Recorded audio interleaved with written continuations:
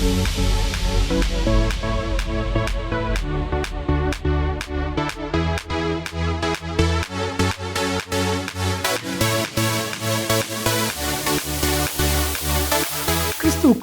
மிகவும் பிரியமானவர்களே, திருமறை தியானம் இந்த நிகழ்ச்சியை நமக்கு வழங்குகிற மதிப்பிற்குரிய டாக்டர் ரெவரண்ட் பால்ராஜ் அதிசயமணி ஐயா மும்பை பட்டணத்தில் மெத்தடிஸ்ட் திருச்சபையினுடைய போதகராய் பணியாற்றி இறைபணியை செய்தவர்கள். கடந்த 40 ஆண்டுகளாக இந்தியாவிலும் உலகத்தின் பல தேசங்களிலும் ஆண்டவருடைய அருள் வார்த்தையை வல்லமையாய் பிரசங்கித்து வருகிறார்கள். திருச்சபைகள், ஊழியர் நிறுவனங்கள், இன்னும் பல பகுதிகளிலே கர்த்தரால் வல்லமையாய் பயன்படுத்தப்பட்டு வருகிறார்கள். முழு வேதாமத்தை குறித்தான விளக்க உரையும் ஏறத்தாழ 125 புத்தகங்களும் கர்த்தர் அவர்களை கொண்டு எழுத வைத்திருக்கிறார். அவர்களுடைய எளிமையான பிரசங்கம், வல்லமை நிறைந்த கர்த்தருடைய வார்த்தை, ஆழமான கருத்துக்கள், வேதாகமத்தினுடைய ஆழமான விளக்க உரைகள் பலாயிரக்கணக்கான லட்சக்கணக்கான மக்களுக்கு மிகவும் பிரோஜனமாக, ரட்சிப்புக்கு ஏதுவாக கர்த்தர் அன்பு ஐயாவை பயன்படுத்தி வருகிறார். இப்பொழுதும் நமது கிராஸ் டிவியில் திருமறை தியானம் என்கிற நிகழ்ச்சியில் கர்த்தர் அவர்களை பயன்படுத்துகிறார். இந்த நிகழ்ச்சியை மற்றவர்களுக்கு சொல்லுங்க, நீங்களும் பாருங்க. கர்த்தர் அன்பு ஐயாவை வல்லமையாக எடுத்து பயன்படுத்துவார். ஆண்டவருடைய பிரசன்னத்தில் மீண்டுமாக உங்களை காணுகையில் அதிக மகிழ்ச்சி அடைகிறேன். இந்நாளிலும் உங்கள் மத்தியில் வந்து உறவு கொள்ளவும் ஆண்டவருடைய வசனத்தை பகிர்ந்து கொள்ளவும் தருணம் கொடுத்த ஆண்டவரை துதிப்பதோடு எனக்கு வாய்ப்பளித்த உங்களுக்கு என்னுடைய நன்றியை நான் தெரிவித்துக் கொள்கிறேன். அப்போஸ்தலர் நடவடிக்கைகளிலிருந்து இந்நாட்களில் நாம் செய்திகளை படித்து தியானித்து வருகிறோம். 15ஆம் அதிகாரத்தில் நிற்கிறோம். அந்த அதிகாரத்திற்கு போவதற்கு முன்பு முந்திய சில அதிகாரங்கள் வசனங்களை நாம் பார்ப்பது நலம் என்று நான் கருதுகிறேன். ஏனென்றால் இன்றைக்கு நாம் பார்க்க போகிற ஒரு பாத்திரம் மார்க்கு. முழு பெயர் யோவான் மார்க்கு என்று சொல்லி வேதத்தில் வாசிக்கிறோம். யார் இந்த மார்க்கு எழுதின சுவிசேஷம். அந்த மார்க்கு யார்? இந்த மார்க்கு 1 பேதுரு 2 பேதுரு நிருபங்களை பேதுரு சொல்ல எழுதி கொடுத்த மார்க்கு. அந்த ஆளை குறித்து நாம் பார்க்க இருக்கிறோம். இந்த யோவான் மார்க் ஒரு வாலிபன். அவர்களுடைய வீட்டிலே ஒரு ஜெபக்கூட்டம் நடக்கும். ஒரு தடவை பேதுரு சிறைச்சாலையில் இருக்கும் பொழுது அந்த ஜெபக்குழு செல் குரூப் அவனுக்காக இவனுடைய வீட்டிலே, மார்க்குவின் வீட்டிலே அந்த ஜெபக்குழு ஜெபித்து கொண்டிருந்தது என்று சொல்லி வேதத்தில் வாசிக்கிறோம். எங்கே? அப்போஸ்தலர் 12 அவன் இப்படி நிச்சயித்து கொண்டு மார்க்கு என்னும் பெயர் கொண்ட யோவானுடைய தாயாகிய மரியாள் வீட்டுக்கு வந்தான். அங்கே அநேகர் கூடி ஜெபம் பண்ணி கொண்டிருந்தார்கள் என்று சொல்லி வாசிக்கிறோம். தாயாருடைய பெயர் மரியாள், இவனுடைய பெயர் யோவான் மார்க்கு, ஜான் மார்க் என்று சொல்லி வேதம் கற்றுக் கொடுக்கிறது. இந்த மார்க்குவுக்கு சொந்தக்காரன் பர்னபா. எங்கே வாசிக்கிறோம்? கொலோசியர் 4ஆம் அதிகாரம் 10ஆம் வசனத்திலே பார்க்கும் பொழுது, என்னோட கூட காவலில் இருக்கிற அரிஸ்தர்க்கு உங்களுக்கு வாழ்த்துதல் சொல்கிறான், பர்னபாவுக்கு இனத்தானாகிய மார்க்கும் வாழ்த்துதல் சொல்கிறான் என்று வாசிக்கிறோம். பர்னபாவுக்கு இனத்தானாகிய மார்க்கு, பர்னபாவின் உறவினன் இந்த வாலிப பையன் மார்க்கு. இவனை பர்னபா ஊழியத்திற்கு அழைத்து செல்ல விரும்பினான் என்று சொல்லி 25ஆம் வசனத்திலே வாசிக்கிறோம். அப்போஸ்தலர் 12:25 பாருங்கள். பர்னபாவும் சவுலும் தர்ம ஊழியத்தை நிறைவேற்றின பின்பு மார்க்கு என்னும் மறுபேர் கொண்ட யோவானை கூட்டிக் கொண்டு எருசலேமை விட்டு திரும்பி வந்தார்கள் என்று சொல்லி வேதத்தில் வாசிக்கிறோம். மார்க்கு அவன் பர்னபாவின் உறவினன். பர்னபா அவனை உடனே அழைத்து கொண்டு வந்ததாக பார்க்கிறோம்.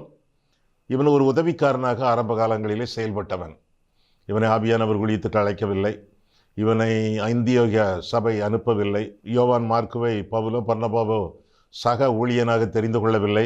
சும்மா கூட வா என்று சொல்லி கூட்டிக் கொண்டு போவதாக பார்க்கிறோம். உதவிக்காரனாக இருந்தான். இவங்க 2 பேருக்கும் ஒருவேளை அவர்களுடைய எல்லா சகல வசதிகளை இவன் செய்து கொடுப்பான். அவருடைய பெட்டிகளை தூக்குவான், அவர்களுக்கு வேண்டிய உணவுகளை தயாரிப்பான், இடங்களை சுத்திகரிப்பான். இப்படி பல விதமான வேலைகளை செய்யக்கூடிய ஒரு மனிதனாக காணப்பட்டான். இப்படிப்பட்ட அற்பமான வேலைகளை செய்வது தப்பான காரியமா? இல்லையே. ஸ்தேவான் அப்படிப்பட்ட வேலை தானே செய்தான். பிலிப்பு அந்த வேலையை தானே செய்தான். பந்தி விசாரிப்புக்காரர்களிலே ஒருவராகிய ஸ்தேவான், பிலிப்பு, இன்னும் மற்ற 5 பேர், அவர்களை குறித்து அப்போஸ்தலர் 6ஆம் அதிகாரத்திலே பார்க்கிறோமே. எந்த வேலையும் ஆண்டவருடைய மகிமைக்காக செய்யப்படும் என்றால் அது ஆண்டவருடைய ஊழியமாக கருதப்படும். எந்த வேலையும் சாதாரண வேலை என்று நீங்கள் எண்ண வேண்டாம்.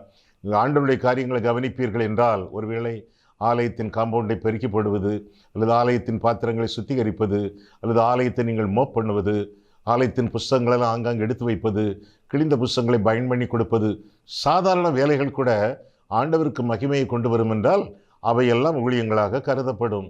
எனவே சும்மா கோயில் குட்டின்னு சொல்லாதீங்க. அது அற்பமாக இருக்குது. அது கேட்குறதுக்கே ஆலய பணிவிடையாளர் என்று சொல்லி கனம் பண்ணி சொல்லுங்க. சரியா? இந்த யோவான் மார்க் என்பவன் ஒரு சாதாரண உதவிக்காரன், வேலையாள் என்று சொல்லி அவனை குறித்து பார்க்கலாம். அவன் அனுப்பப்படவும் இல்லை, அவன் அழைக்கப்படவும் இல்லை என்று சொல்லி வேதம் கற்றுக் கொடுக்கிறது. அழைத்து கொண்டு போனார்கள் தங்களுக்கு உதவியாக இருக்கத்தக்கதாக என்றுதான் வாசிக்கிறோம். ஆரம்பத்தில் பெரிய ஊழியக்காரர்களாக எண்ணப்பட்டவர்கள் எல்லாருமே ஆரம்பத்தில் சாதாரணமான தொழில்களை, அற்பமான வேலைகளை தான் அவர்கள் பண்ணி கொண்டிருந்தார்கள். ரெட்டிப்பான வரம்பற்ற எலிசா ஆரம்பத்தில் என்ன செய்தான்? எலியாவின் கைகளுக்கு தண்ணீர் வார்த்த எலிசா என்று சொல்லி வேதத்திலே வாசிக்கிறோம். எலியா சாப்பிட்டு வருவான், அவன் கைகளை கழுவ வேண்டும். அவனே நினைத்தால் ஒரு கையை கழுவ வேண்டுமானால் அடுத்த கையில் செம்பலை தண்ணி கோரி அப்படி கழுவிக்கொள்ளலாம். இருப்பினும் ஓடி வந்து அவன் கைகளை கழுவ உதவி செய்தவன் எலிசா என்று சொல்லி அவனை குறித்து வேதம் கற்றுக் கொடுக்கிறது. மோசேயின் வேலைக்காரனாக யோசுவா இருந்தான் என்று சொல்லி வேதம் நமக்கு கற்றுக் கொடுக்கிறது. அவருடைய பாதரட்சியின் வாரை அவிழ்ப்பதற்கு கூட நான் பாத்திரன் அல்ல என்று தன்னை குறித்து யோவான் ஸ்நானன் சொன்னதாக வேதத்திலே வாசிக்கிறோம். யோவான் ஸ்நானகன் அல்ல, யோவான் ஸ்நானன் என்று சொல்லி வேதம் கற்றுக் கொடுக்கிறது. ஒருவேளை தெரியாதனமா தப்பாக சொல்வீர்கள் என்றால் தெரித்துக் கொள்ளுங்கள். சரியா? ஆக இந்த யோவான் மார்க்கும் அவர்களுக்கு சமையல் பண்ணுவது, அறைகளை சுத்திகரிப்பது, ஒருவேளை ஆடைகளை துவைப்பது, இதெல்லாம் அவருடைய சாதாரணமான வேலைகளாக இருக்கலாம். ஆனால் என்னை கனம் பண்ணுகிறவர்களை நான் கனம் பண்ணுவேன் என்று ஆண்டவர் சொல்லியிருக்கிறாரே. இந்த சிறியரில் ஒருவனுக்கு நீங்கள் எதை செய்தீர்களோ அதை எனக்கே செய்தீர்கள் என்று ஆண்டவர் கற்பித்தாரே. அதுபோல சாதாரண வேலை செய்ய வந்த உதவிக்காரனாகிய யோவான் மார்க்கு ஆண்டவருடைய ஊழியங்களிலே அவனை அறியாமலேயே பங்கு பெற்றான் என்று சொல்லி வேதத்திலே வாசிக்கிறோம். பரிசுத்த ஆவியானவருடைய வரங்கள் யாவை அப்படின்னு சொன்னால், ஒருவேளை எல்லா வரங்களும் உங்களுக்கு மனப்பாடமாக தெரியாது. ஆனால் உடனடியாக என்ன சொல்வீர்கள்? அற்புதங்கள், அடையாளங்கள் செய்வது, தீர்க்க தரிசனங்களை உரைப்பது, பல பாஷைகளை பேசுவது, பிரசங்கம் பண்ணுவது, சுவிசேஷ ஊழியம் செய்வது, இப்படி தானே அடுக்கிக் கொண்டே இருப்பீர்கள். ஒருவேளை ஒரு ஊழியத்தை அல்லது ஒரு வரத்தை நீங்கள் விட்டு விடுவீர்கள். என்னது? 1 கொரிந்தியர் 12ஆம் அதிகாரம் 28ஆம் வசனத்தில் வாசிக்கிறோம். ஊழியங்கள், one of the gifts of the Holy Spirit, பரிசுத்த ஆவியானவருடைய வரங்களிலே ஒன்று. ஆங்கிலத்தில் கிஃப்ட் ஆஃப் ஹெல்ப்ஸ் அப்படிலாம் போட்டிருக்கு. அப்படின்னா தமிழை எப்படி சரியாக மொழிபெயர்க்கலாம்? உதவி செய்வது. உதவி செய்வது கூட ஆவிக்குரிய வரங்களிலே ஒன்று என்று சொல்லி வேதம் நமக்கு கற்றுக் கொடுக்கிறது. என்ன உதவிகளை நீங்கள் செய்தாலும், ஆலயத்திற்கோ, போதகர்களுக்கோ, ஊழியக்காரர்களுக்கோ, அருட்பணியாளர்களுக்கோ என்ன உதவிகள் நீங்கள் செய்தாலோ, என்ன வேலைகளை நீங்கள் செய்து கொடுத்தாலோ அதெல்லாம் ஆண்டவரால் ஊழியங்கள் என்று கருதப்படும் என்று சொல்லி வேதத்தில் இருந்து நாம் விளங்கி கொள்ளலாம். சரி, எப்படியாக ஆண்டவர் நம்ம அழைத்தார்? நாமே அற்பமானவர்கள் தானே. நம்ம என்ன மேலிருந்து வந்தவங்களா? இல்லையே, நாமும் அற்பமான ஆட்கள் தானே. நம்முடைய அழைப்பையும் நாம் பார்த்து விடுவோமா? 1 கொரிந்தியர் 1ஆம் அதிகாரம் எடுங்கள். 1 கொரிந்தியர் 1ஆம் அதிகாரம் 26ஆம் வசனம் முதல். வேதம் உங்களுடைய கையிலே, மடியிலே, மேஜையிலே இருக்க வேண்டும். நான் வாசிக்க நீங்கள் வேதத்தை கவனிக்க வேண்டும். சரியா? வேதம் 1 கொரிந்தியர் 1:26 முதல். எப்படியெனில் சகோதரரே, நீங்கள் அழைக்கப்பட்ட அழைப்பை பாருங்கள். மாம்சத்தின்படி ஞானிகள் அநேகர் இல்லை, வல்லவர்கள் அநேகர் இல்லை, பிரபுக்கள் அநேகர் இல்லை. ஞானிகளை வெட்கப்படுத்தும்படி தேவன் உலகத்தில் பைத்தியமானவைகளை தெரிந்து கொண்டார். பலமுள்ளவைகளை வெட்கப்படுத்தும்படி தேவன் உலகத்தில் பலவீனமானவைகளை தெரிந்து கொண்டார். உள்ளவைகள் அவமாக்கும்படி உலகத்தில் இழிவானவைகளையும் அற்பமாய் எண்ணப்பட்டவைகளையும் இல்லாதவைகளையும் தேவன் தெரிந்து கொண்டார். மாம்சமான எவனும் தேவனுக்கு முன்பாக பெருமை பாராட்டாதபடிக்கு அப்படி செய்தார். ஒன்றுமில்லாதவர்களை ஆண்டவர் ஊழியத்துக்கென தெரிந்து கொண்டார் என்று சொல்லி வேதம் நமக்கு கற்றுக் கொடுக்கிறது. ஸ்தேவான் அப்படிப்பட்ட ஊழியங்களை செய்தவன், பிலிப்பு அப்படிப்பட்ட ஊழியங்களை செய்தவன். இப்படி பலவிதமான சாதாரணமான அற்பமான வேலைகளை செய்வதற்கு அநேகர் தெரிந்து கொள்ளப்பட்டார்கள். பிற்காலங்களிலே அற்புதமான ஊழியங்களை செய்ய அவர்கள் உருவானார்கள் என்று சொல்லி வேதம் நமக்கு கற்றுக் கொடுக்கிறது. ஆக முதலாவதாக இந்த மார்க்கு உதவிக்காரன், இரண்டாவதாக உபத்திரவத்திற்கு ஒதுங்கியவன். ஊழியமா நமக்கு சரிப்பட்டு வராது என்று சொல்லி உபத்திரவத்திற்கு ஒதுங்கியவன் என்று சொல்லி அவனை குறித்து பார்க்கிறோம். சரி, ஆரம்பத்திலே ஒரு ஜப வீட்டில் இவன் வாழ்ந்தவன். அம்மா பெயர் மரியாள். அதற்கு பிறகு ஊழியத்திற்காக அவனை உதவி செய்ய அவன் அழைத்து வரப்பட்டவன் பர்னபாவால். பிறகு நடந்தது என்ன? ஊழியம் செய்ய செய்ய ஊழியமெல்லாம் புல்லுள்ள இடங்கள், அமர்ந்த தண்ணீர்கள் அண்டை அப்படி நினைச்சிட்டு வந்தவன் போக போக ஊழியத்தில் நிற்க முடியலை. அம்மா ஞாபகம் வருது, வீட்டு ஞாபகம் வருது, அங்கே சமைக்காமலேயே உழைக்காமலேயே சாப்பிடக்கூடிய எல்லா வசதிகளும் ஞாபகத்துக்கு வருது. விதவிதமாக அவனுடைய ஷர்ட் பேண்டெல்லாம் அங்கே தொங்குவது அவனுக்கு ஞாபகத்துக்கு வருது. உபத்திரவத்துக்கு அவனால் நிற்க முடியலை. விசுவாசத்தின் பரீட்சைக்கு அவன் நிற்க முடியலை, ஒதுங்கிட்டானே. நீ போயிட்டு வாங்கி அவங்க வாழ்த்தி அனுப்பலை. அவனே சொல்லிட்டு போனானா சொல்லாமற் போனானா என்று தெரியவில்லை. எங்கே? அப்போஸ்தலர் 13:13 பார்த்துருவோமா? பின்பு பவுலும் அவனை சேர்ந்தவர்களும் பாப்போ பட்டணத்தை விட்டு கப்பல் ஏறி பம்பிலியாவில் இருக்கும் பெர்கே பட்டணத்துக்கு வந்தார்கள். யோவான், நம்ம ஆளு யோவான் மார்க்கு, அவர்களை விட்டு பிரிந்து எருசலேமுக்கு திரும்பி போனான். கப்பலை ஏறலையே. இத்தனைக்கும் பவுல் பர்னபா உண்டு, இத்தனைக்கும் அவர்களோட இன்னும் சில ஊழியக்காரர்கள் உண்டு. எல்லாரை விட்டு பிரிந்து கப்பலை பிடிச்சு வந்தானா கால்நடையா வந்தானா தெரியல, அவங்களை விட்டு பிரிந்து ஊருக்கு போய்விட்டான். உபத்திரவத்திற்கு ஒதுங்கினான். ஏன்னா பவுலும் பர்னபாவும் போகக்கூடிய ஊழியங்கள் எல்லாம் ஏகப்பட்ட உபத்திரவங்கள், பிரச்சனைகள், புறஜாதியார்களுடைய தொந்தரவுகள், யூத விரோதிகள் செய்யக்கூடிய அட்டூழியங்கள், லைஃபு வாழ்க்கை ஊழியம் அவனுக்கு ரஃப்பாக இருக்கு, ரொம்ப டஃப்பாக இருக்கு. அவனால ஈடு கொடுக்க முடியல. பின்ன சமீபத்தில் பேதுருவை ஜெயிலில் பிடிச்சு போட்டுட்டாங்க. பின்ன அங்கே யாக்கோபு பட்டயத்தினால் வெட்டப்பட்டு மரித்தான். ஏரோது செத்து போனான். இப்படி அவனை சுற்றிலும் படுகொலை சம்பவங்கள் நடந்து கொண்டிருக்கின்றன. புறஜாதிகளுடைய தொந்தரவு சரியா இல்லை. யாருமே சுவிசேஷத்தை ஏற்றுக்கொண்ட மாதிரி தெரியல. அதனால எதுக்கு வீணு, எதுக்கு இவங்களுக்கு பாரம், எதுக்கு இவங்களால எனக்கு பாரம் என்று சொல்லிவிட்டு அவர்களை விட்டு கடந்து விட்டு சொல்லிட்டு வந்தானோ சொல்லாம போனானோ ஊருக்கு திரும்பி விட்டான் என்று சொல்லி வேதத்திலே பார்க்கிறோம்.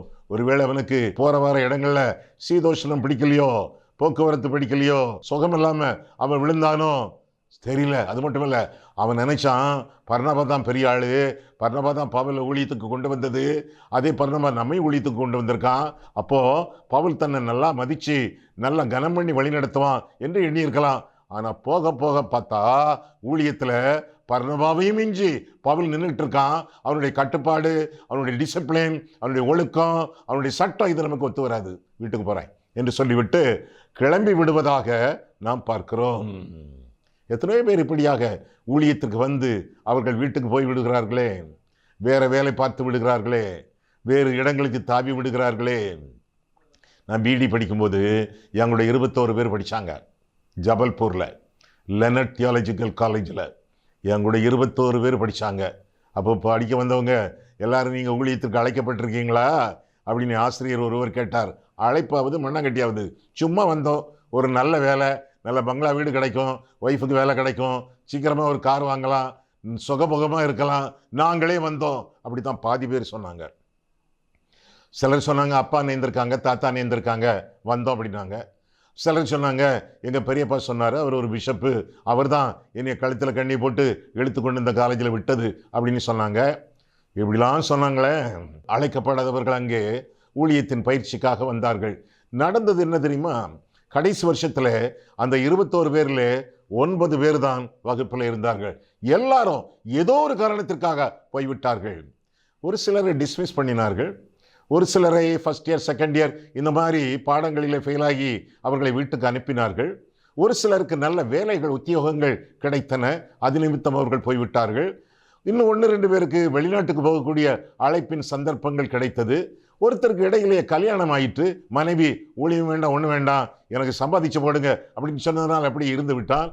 1-2 பேரை டிஸ்மிஸ் பண்ணாங்க.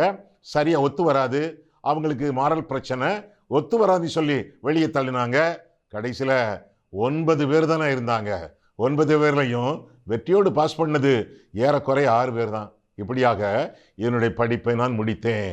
எல்லாரும் பிஇடி பாஸ் பண்ணவில்லை. ஆக அழைக்கப்பட்டவர்கள் அநேகர் என்று சொல்ல முடியாது, நிறைய பேர் அழைக்கப்பட்டவர்கள் என்று எண்ணி வந்தார்கள். ஆனால் தெரிந்து கொள்ளப்பட்டவர்களோ சிலராக இருந்தார்கள். இவனுக்கு சரியான அழைப்பு இல்லாததினாலே, சென்ற இடங்களெல்லாம் கஷ்டங்களும் நஷ்டங்களும் அதிகமாக ஏற்பட்டதினாலே he left the ministry. ஊழியத்தை அவன் விட்டுவிட்டு உபத்திரவத்திற்காக ஒதுங்கி போனவன் என்று சொல்லி அவனை குறித்து வேதத்திலே நான் வாசிக்கிறோம். உங்கள் கைக்குள்ளே இருக்கக்கூடிய ஊழியக்காரர்கள் உங்களை விட்டு போய்விடாமல் இருக்கத்தக்கதாக அவர்களை கனம் பண்ணி ஊழியத்திலே வைத்துக் கொள்ளுங்கள். ஆண்டவர் மோசேயை பார்த்து சொன்னார், உன்னுடைய காலம் முடிய போகிறது, உனக்கு ஒரு உடன் ஊழியனை ஏற்றுக்கொள், யோசுவா அவனை சேர்த்துக்கொள் என்று சொல்லி உன்னுடைய கனத்திலே கொஞ்சம் அவனுக்கும் கொடு என்று ஆண்டவர் சொன்னார். 3 காரியங்கள் நீங்கள் செய்ய வேண்டும்.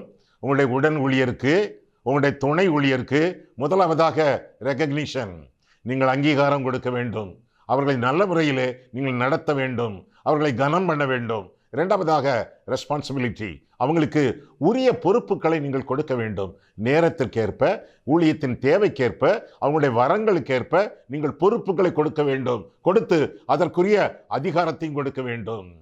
மூன்றாவதாக ரிவார்ட்ஸ், அவங்களுக்கு போதிய சம்பளம் கொடுக்க வேண்டும், வருமானம் கொடுக்க வேண்டும்.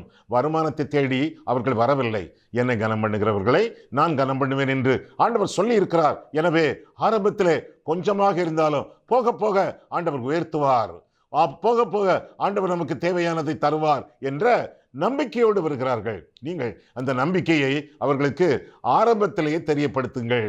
கர்த்தர் நம்மத்தியிலே கடன் படார், கடன் படாதே என்று பொதிக்கக்கூடிய ஆண்டவர் கடன் படமாட்டார் நம்மிடத்திலே. அவர் மானமுள்ளவர், அவர் ஞானம் உள்ளவர், இரத்தத்தை கொடுத்தவர், ஜீவனை கொடுத்தவர், சுவாசத்தை கொடுத்தவர், நமக்கு வேண்டிய எல்லாவற்றையும் கொடுப்பார். என்னை கனம் பண்ணுகிறவர்களை நான் கனம் பண்ணுவேன் என்று சொல்லி இருக்கிறார். எனவே சந்தோஷத்தோடு விசுவாசத்தோடு பணிபுரியுங்கள். கர்த்தர் உங்களை உயர்த்துவார் என்று சொல்லி தட்டி கொடுங்கள், ரிவார்டு கொடுங்கள், போதிய சம்பளம் கொடுங்கள். சரியா? முதலாவதாக ரெகக்னிஷன், அங்கீகாரம். இரண்டாவதாக ரெஸ்பான்சிபிலிட்டி, போதிய பொறுப்பு. மூன்றாவதாக ரிவார்டு, போதிய சம்பளத்தை, வருமானத்தை அவர்களுக்கு கொடுங்கள். வேலைக்காரன் தன்னுடைய கூலிக்கு பாத்திரனா இருக்கிறானே, பாத்திரமான கூலியை உங்களுடைய உடன் ஊழியருக்கு கொடுக்க ஆவன செய்யுங்கள், கர்த்தர் உங்களை ஆசீர்வதிப்பார். முதலாவதாக இந்த மார்க்கு உதவிக்காரன், இரண்டாவதாக உபத்திரவத்திற்கு ஒதுங்கியவன், மூன்றாவதாக ஒற்றுமையை குலைத்தவன். என்ன ஒற்றுமை?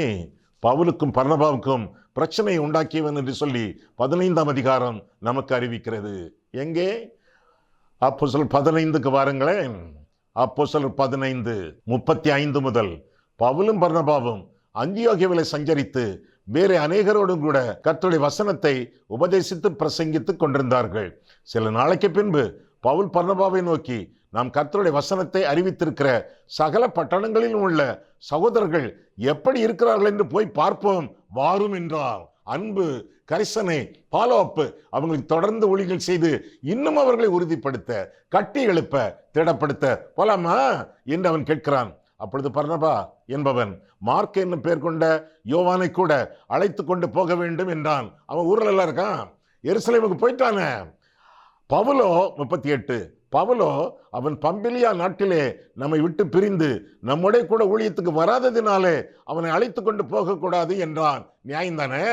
அடுத்தது 39, இதை பற்றி அவர்களுக்குள்ளே கடும் கோபம் மூண்டபடியினால் அவர்கள் ஒருவரை விட்டு ஒருவர் பிரிந்தார்கள். பர்னபா மார்க்குவை கூட்டிக் கொண்டு கப்பல் ஏறி சீப்புரு தீவுக்கு போனான். பவுலோ சீலாவை தெரிந்து கொண்டு சகோதராலே தேவனுடைய கிருபைக்கு ஒப்புவிக்கப்பட்டு புறப்பட்டு சீரியாவிலும் சிலிசியாவிலும் தெரிந்து சபைகளை திடப்படுத்தினான். பிரிவினை என்ன காரணம்? இந்த மார்க்குவினாலே இந்த பிரிவினை ஏற்பட்டது என்று சொல்லி வேதத்திலே வாசிக்கிறோம். சில அதிக பிரசங்கிகள் என்ன சொல்லுவாங்க தெரியுமா? இல்லை இந்த பிரிவினைக்கு காரணம் பரிசுத்த ஆவியானவர் அப்படின்னு சொல்லி பழிய தூக்கி ஆவியானவர் மேல போடுவாங்க. ஏன்? ஆவியானவர் இப்படி சொல்லியிருக்காரு ஏற்கனவே. 13ஆம் அதிகாரம் பாருங்க. தப்பு தப்பா போதிப்பாங்க ஐயா. கேட்டு கேட்டு காது பிடிச்சது மட்டுமில்ல, தலை வலிக்குது. அப்போஸ்தலர் 13:2, அவர்கள் கர்த்தருக்கு ஆராதனை செய்து உபவாசித்துக் கொண்டிருக்கையில் பர்னபாவையும் சவுலையும் நான் அழைத்த ஊழியத்திற்காக அவர்களை பிரித்து விடுங்கள் என்று பரிசுத்த ஆவியானவர் திருவுளம் பற்றினார். அப்போ இவங்க ரெண்டேருக்குள்ள சண்டையை உண்டாக்கி பிரிச்சு விட்டது பரிசுத்த ஆவியானவர். எப்படி? நம்முடைய கர்த்தராகிய இயேசு கிறிஸ்துவின் கிருபையும் பிதாவாகிய தேவனுடைய அன்பும் பரிசுத்த ஆவியானவருடைய ஐக்கியமும் நம்ம அனைவரோடும் என்றும் கூட இருப்பதாக. பரிசுத்த ஆவியானவர் ஐக்கியத்தின் ஆவியானவர், சண்டைக்கு காரணர் அல்ல. அப்படின்னு ஐயா இந்த 13ஆம் அதிகாரத்துல 2ஆம் வசனத்துல பிரித்து விடுங்கள்னு ஆவியானவர் சொல்லியிருக்காரு. சரியான மொழிபெயர்ப்பு என்ன தெரியுமா? அவங்கள செப்பரேட் பண்ணுங்க அப்படிங்கிறது அர்த்தம் இல்ல. பிரிச்சிருங்க அப்படின்னு அர்த்தம் இல்ல. அவர்களை பிரத்யேகப்படுத்துங்கள் அப்படின்னு அர்த்தம். அவர்களை பிரித்து பிரத்யேகப்படுத்துங்கள். Set them apart. செப்பரேட் இல்ல, செட் தம் அபார்ட். நான் அழைத்த ஊழியத்திற்காக அவர்கள் இருவரையும் 2 திசைகளிலே பிரித்து அனுப்புங்கள். முதல்ல ஆண்டவர் சொல்லிட்டார். இது ஆவியானவருடைய சித்தம். பல இடங்களிலே அவர்கள் சேர்ந்து ஊழியம் செய்ய வேண்டாம், பிரிந்து ஊழியம் செய்ய வேண்டும். இல்லைன்னா வேஸ்ட் ஆஃப் ரிசோர்சஸ். அவர்களுக்கு ஏராளமான வரங்கள், வல்லமைகள், வசனங்கள், வாய்ப்புகள், வாசல்கள் நான் கொடுத்திருக்கிறேன். பிரிந்து ஊழியம் செய்தால் இன்னும் சிறப்பாக நிறைய ஊழியங்களை அவர்கள் நிறைவேற்ற முடியும். எனவே பிரித்து விடுங்கள் அப்படின்னா பிரத்யேகப்படுத்துங்கள். Set them abort. அதுதான் உண்மையான மொழிபெயர்ப்பு. ஆனா இவங்க இங்க சண்டை போட்டாங்க. சண்டை போட்டதற்கு காரணம் என்ன? மாம்சீகம், கடுங்கோபம், கடினமான இருதயம். அவங்களே புரிஞ்சுக்கிட்டாங்க. இந்த தப்பான பிரிவினையை பரிசுத்த ஆவியானவர் தேவ சித்தத்தின்படி பயன்படுத்தி தம்முடைய ஊழியங்களை சாதித்தார். இதுதான் வேதம். ஊழியங்கள் வளர்ந்தன என்று சொல்லி வேதத்திலிருந்து நாம் விளங்கிக் கொள்கிறோம். ஒற்றுமை குலைத்தவன் மார்க்கு என்று சொன்னாலும் அவருடைய ஊழியங்கள் வளர்ந்து பெருகின என்று சொல்லி வேதம் தெளிவாக கற்றுக் கொடுக்கிறது. 2 ஊழியங்களையும், 2 ஊழியங்களையும், பவுல் பர்னபா ஊழியங்களையும் கர்த்தர் ஆசீர்வதித்தார் என்று சொல்லி வேதம் நமக்கு தெளிவாக கற்றுக் கொடுக்கிறது. ஐயா, இந்த சண்டைக்கு முக்கியமான காரணங்கள் என்ன? இப்படியெல்லாம் ஊழியக்காரர்கள் சண்டை போடலாமா ஐயா? அடுத்த செய்தியிலே நான் உங்களுக்கு இன்னும் தெளிவாக உங்களுக்கு அறிவிப்பேன். ஊழியம் முக்கியம், சாட்சி முக்கியம், சுவிசேஷம் முக்கியம், சபைகள் ஸ்தாபிக்கப்படுதல் முக்கியம். இதையெல்லாம் முக்கியமான கருதிய பரிசுத்த ஆவியானவர் இருவரையும் 2 திசைகளில் அனுப்பி அவர்களுடைய ஊழியங்களை ஆசீர்வதித்ததாக வேதத்திலே வாசிக்கிறோம். பவுல் சீலாவை தெரிந்து கொண்டான், கூடையே இருக்கிறானே. பர்னபா மார்க்குவை தெரிந்து கொண்டான், சொந்தக்காரனாயிற்றே. இருவரும் 2 திசைகளிலே ஊழியங்கள் செய்ததாக வேதம் நமக்கு தெளிவாக கற்றுக் கொடுக்கிறது. சரி, மார்க்கு என்ன ஆனான்? பிரிந்து போனானே, ஊழியத்தில் இணைய முடியவில்லை. என்ன ஆனான்? பர்னபா அந்த மார்க்குவுக்கு இன்னொரு சந்தர்ப்பம் கொடுத்து ஏற்றுக்கொண்டு தன்னோடு ஊழியம் செய்ய அழைத்து சென்றான் என்று சொல்லி வேதத்திலே வாசிக்கிறோம். இன்னொரு சந்தர்ப்பம் மார்க்கு பெற்றான் என்று சொல்லி வேதத்திலே வாசிக்கிறோம். சிம்சோன் இன்னொரு சந்தர்ப்பம் பெற்றான். பேதுரு மறுதலித்தவன் இன்னொரு சந்தர்ப்பம் பெற்றான். யோவான் மார்க்கு அதே போல இன்னொரு சந்தர்ப்பம் பெற்றான்.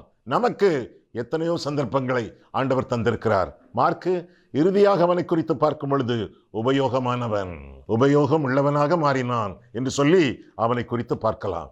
முதலாவதாக உதவிக்காரன், 2ஆவதாக உபத்திரவத்திற்கு ஒதுங்கியவன், 3ஆவதாக ஒற்றுமையை குலைத்தவன், 4ஆவதாக உபயோகமானவன். என்னுடைய வாழ்க்கையிலே தோல்வி, என்னுடைய ஊழியத்திலே தோல்வி ஒரு விசுவாசிக்கு தோல்வி என்பது இறுதி கட்டமல்ல. கிறிஸ்துவிலே நம்பிக்கை உண்டு. Failure is not final in the life of a believer. He or she has hope in Christ. கிறிஸ்தவ வாழ்க்கையிலே, கிறிஸ்தவ ஊழியத்திலே தோல்வி என்பது இறுதி கட்டமல்ல. ஆண்டவரிலே அவர்களுக்கு நம்பிக்கை உண்டு. அந்த நம்பிக்கையை நிரூபித்து காட்டினவன் யோவான் மார்க்கு. உபயோகம் உள்ளவன் என்று சொல்லி வேதத்திலே வாசிக்கிறோம். எங்கே? பவுல் எழுதுகிறான் 2 தீமோத்தேயு 4ஆம் அதிகாரம் 11ஆம் வசனத்திலே, லூக்கா மாத்திரம் என்னோட இருக்கிறான். பவுலுடைய ஜெயில் வாசம் அந்த சூழ்நிலையில் எழுதப்பட்ட கடிதம். 2 தீமோத்தேயு 4ஆம் அதிகாரம் 11ஆம் வசனம், லூக்கா மாத்திரம் என்னோட இருக்கிறான். மார்க்குவை, நம்மாளு மார்க்குவை உன்னோட கூட்டிக் கொண்டு வா. தீமோத்தேயுவுக்கு கொடுக்கப்பட்ட கட்டளை, மார்க்குவை என்னோட கூட கூட்டிக் கொண்டு வா. ஊழியத்தில் அவன் எனக்கு பிரயோஜனம் உள்ளவன். எப்படி இருந்தவன் எப்படி மாறி இருக்கிறான்? இந்த மாற்றத்திற்கு காரணம் 1 பரிசுத்த ஆவியானவர், 2 பரிசுத்த ஆவியானவர் அழைக்கப்பட்ட பர்னபா இணைந்து ஊழியம் செய்து இந்த மனுஷனை கர்த்தருடைய கிருபையினாலே மனம் மாற வைத்து விட்டார்களே, உபயோகம் உள்ளவனாக மாற்றி விட்டார்களே. இனி கொலோசியர் பாருங்கள். கொலோசியர் 4ஆம் அதிகாரம் 10ஆம் வசனம், என்னோட கூட காவலில் இருக்கிற ஜெயில், காவலில் இருக்கிற அரிஸ்தருக்கு உங்களுக்கு வாழ்த்துதல் சொல்கிறான். பர்னபாவுக்கு இனத்தானாகிய மார்க்கும் வாழ்த்துதல் சொல்கிறான். கூட இருக்கிறானே ஜெயில்ல, பவுலுக்கு உடந்தையாக ஒரு காலத்திலே விட்டோடி போனவன் இப்பொழுது திரும்பி வருகிறான். இளையகுமாரனாக திரும்பி வருகிறான். எனவே லீவ் த பிரிட்ஜ் ஓபன். உங்களுடைய பாலத்தை திறந்தே வைத்துக் கொள்ளுங்கள். என்றைக்காவது ஒரு நாள் கெட்ட குமாரன் திரும்பி வருவான், என்றைக்காவது ஒரு நாள் மார்க்கு திரும்பி வருவான், என்றைக்காவது ஒரு நாள் ஒனேசிமு திரும்பி வருவான். திறந்தே வைத்துக் கொள்ளுங்கள். திருந்துவதற்கு சந்தர்ப்பம் கொடுங்கள். கர்த்தர் அவர்களை திருப்பி கொண்டு வருவார்கள். துரத்தாதீர்கள். ஓடிப்போனவர்கள் திரும்பி வருவார்கள். மனமாற ஏற்றுக்கொள்ளுங்கள். எத்தனை சந்தர்ப்பங்களை ஆண்டவர் உங்களுக்கு தந்திருக்கிறார். மனம் திரும்ப, மறுவாழ்வு பெற, மீண்டுமாக ஆண்டவருடைய சமூகத்திலே மன்றாட, ஆண்டவருக்கு மகிமையான ஊழியங்களை செய்ய எத்தனை சந்தர்ப்பங்களை ஆண்டவர் திரும்ப திரும்ப உங்களுக்கு தந்திருக்கிறார். ஒதுங்கி போனவர்கள், ஓடி போனவர்கள் மீண்டும் உருவாகத்தக்கதாக, உபயோகம் உள்ளவர்களாக மாறத்தக்கதாக அவர்களுக்கு சந்தர்ப்பம் கொடுங்கள். அந்த சந்தர்ப்பத்தை கொடுத்தது பர்னபா, மீண்டும் அந்த சந்தர்ப்பத்தை கொடுத்தது பவுல். பவுலோடு கூட ஜெயிலில் இருக்க, எதற்கு ஜெயிலுக்கு போனான் என்று தெரியவில்லை. வயதான பவுல் ஒருவேளை அவனுடைய கால் கைகளை அமுக்கி விடுவதற்கோ, ஆங்காங்கே தைலம் பூசுவதற்கோ, அல்லது சோற்றை சேர்ந்து அவனுக்கு கொடுப்பதற்கோ, அல்லது ஏற்கனவே கண் பார்வை மங்கி போன பவுல் அவனுக்கு வேதத்தை வாசித்து காட்டுவதற்கோ, ஊழியத்திலே அவன் உபயோகம் உள்ளவன், எனக்கு பிரயோஜனமானவன், என்னோடு கூட காவலில் இருக்கிறவன் உங்களுக்கு வாழ்த்துதல் கூறுகிறான். அன்பானவர்களே, நம்முடைய வாழ்க்கையில கூட ஒதுங்கி போனவர்கள், ஓரங்கட்டப்பட்டவர்கள் அநேகர் இருக்கலாம். அவர்கள் திரும்பி வரும் பொழுது ஏற்றுக்கொள்ளுங்கள். கர்த்தர் உங்களை ஏற்றுக்கொண்டார், நீங்களும் அதே போல ஏற்றுக்கொள்ளுங்கள். கண்களை மூடுவோம், கர்த்தரை பார்ப்போம். அன்புள்ள ஆண்டவரே, உம்முடைய வசனங்களை ஆராயவும், எங்கள் வாழ்க்கையை ஆராயவும் உம்முடைய சந்நிதியிலே எங்களை வழிநடத்தினீர். அதற்காக நன்றி செலுத்துகிறோம் சுவாமி. அன்புள்ள ஆண்டவரே, மார்க்கவை குறித்து நாங்கள் சிந்திக்க எங்களுக்கு கிருபை கொடுத்தீர். அதற்காக நன்றி செலுத்துகிறோம் சுவாமி. உதவிக்காரனாகி அவன் உபத்திரவத்திற்கு ஒதுங்கினான், ஒற்றுமையை கொலைத்தான். இருப்பினும் மனம் திரும்பி மறுபடியும் பிறந்து மீண்டுமாக உம்முடைய சமூகத்தில் வந்து உபயோகமுள்ளவனாக மாறினானே. எனவே கிறிஸ்தவ வாழ்க்கையிலே, கிறிஸ்தவ ஊழியத்திலே தோல்வி என்பது இறுதி கட்டம் அல்ல. கிறிஸ்துவிலே நம்பிக்கை உண்டு என்று நாங்களும் அறிந்து கர்த்தாவே, எங்களை மீண்டுமாக உமக்கு அர்ப்பணிக்கவும், அந்த மீண்டுமான அர்ப்பணத்திற்கு தேடி வருகிறவர்களை மனதார ஏற்றுக்கொள்ளவும் கிருபை செய்யும். இயேசு கிறிஸ்துவின் நாமத்தில் ஜெபிக்கிறோம் பிதாவே, ஆமேன்.